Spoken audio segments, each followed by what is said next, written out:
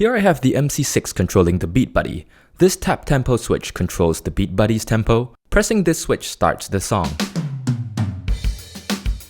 This switch plays a drum fill. This switch transitions the song to the next part. If I hold this switch down and release it, we enter a page that displays 3 different song parts, and I can jump to any part I want. I can also increase or decrease the BeatBuddy's BPM with these switches on the right.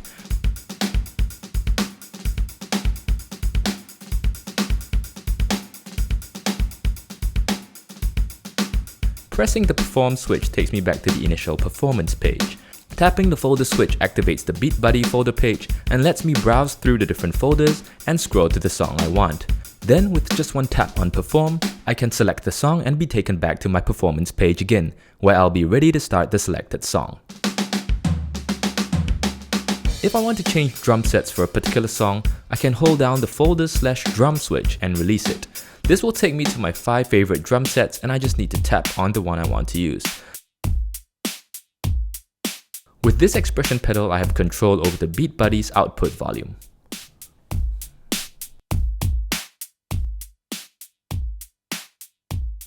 Did I mention you can also play accent hits with MIDI?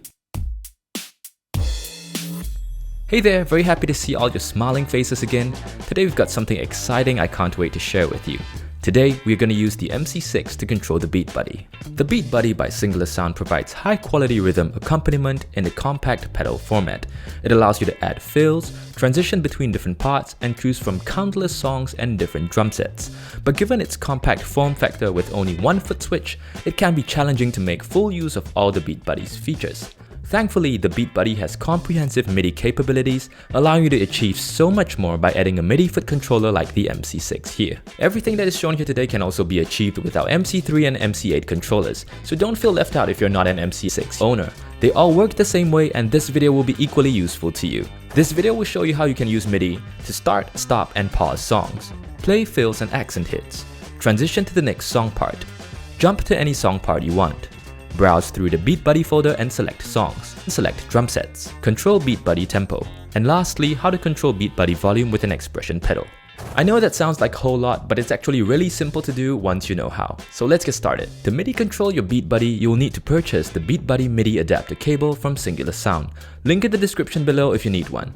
This cable will allow you to connect your MIDI controller to the BeatBuddy with a standard 5-pin MIDI cable. It also has MIDI through, which is handy if you want to chain other MIDI pedals.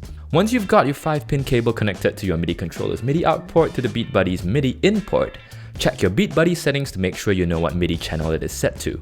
By default, it should be set to Omni, which means that it will receive MIDI on all channels. But for this example, we are going to change it to channel 1, just in case you want to use it with other pedals and have the BeatBuddy respond only to MIDI messages meant for it.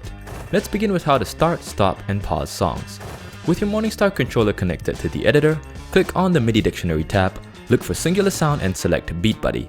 You'll then see all the MIDI controllable BeatBuddy functions and the corresponding MIDI messages needed to control each of them. All you have to do then is click on the copy button next to the function that you want to control. In this case, that's the start function. Go back to the edit preset tab and paste the message to your desired switch. In this example, that's switch A. Name the switch start and hit save. Now hitting this switch will start the song. Let's do the same thing with switch B for the stop function, and you now have switches to start and stop your song with a single tap. You can do the same with the pause function as well, but I've not shown it in this video as it's not a feature I use often. Playing drum fills and accent hits. Playing a fill or crash is done exactly the same way as the start and stop switches. From the MIDI dictionary, just click on the copy button next to the drum fill or accent hit function and paste it to your desired switch. Name the switch and click save. Now your desired switch will play a drum fill or a crash every time you hit it.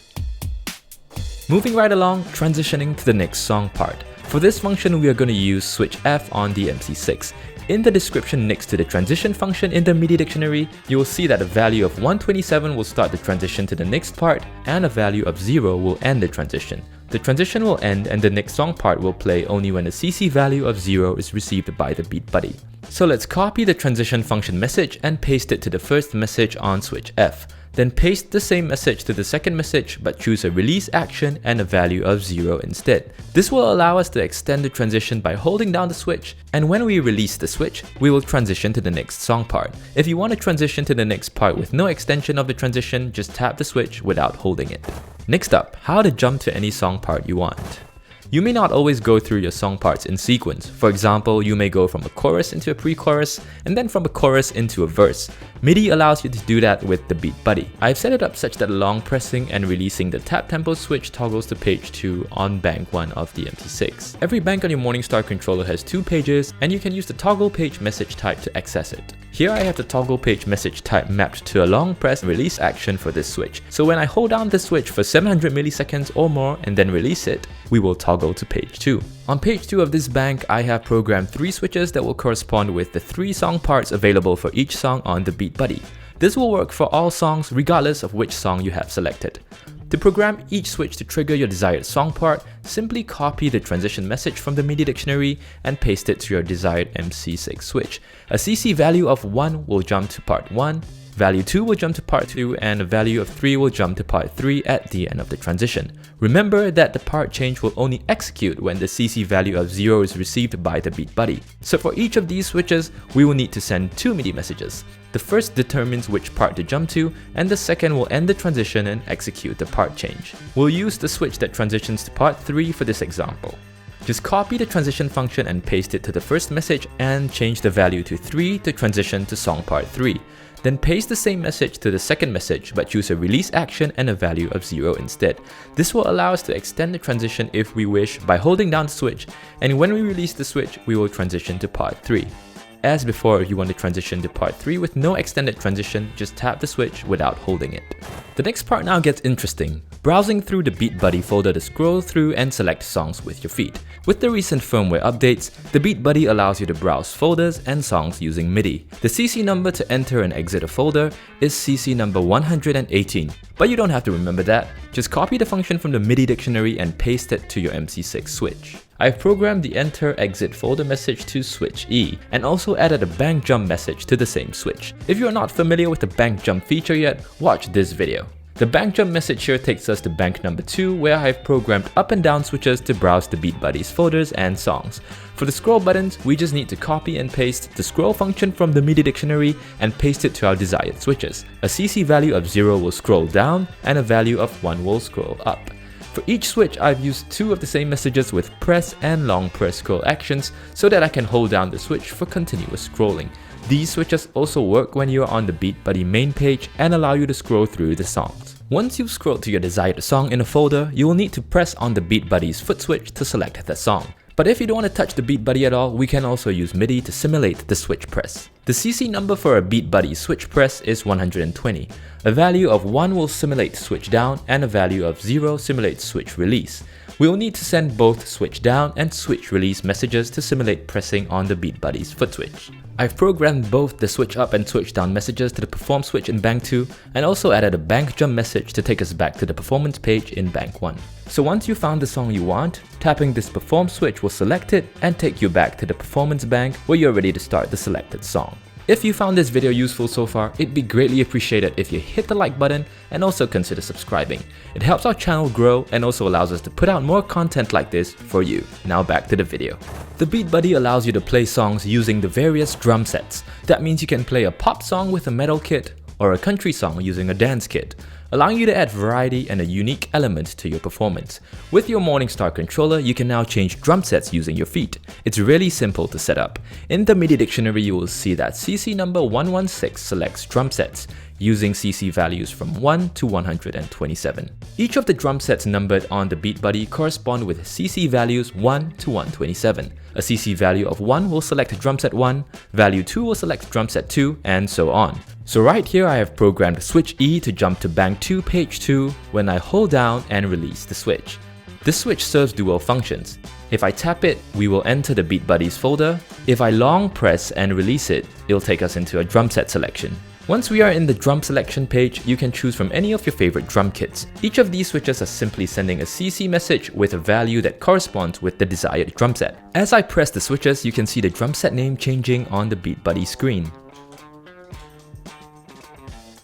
Hitting the perform switch will take us back to the performance page where we can start our song with the newly selected drum set. It's also super simple to control the BeatBuddy's tempo with MIDI. You can do this by programming a switch on the MC6 to function as a tap tempo switch for the BeatBuddy.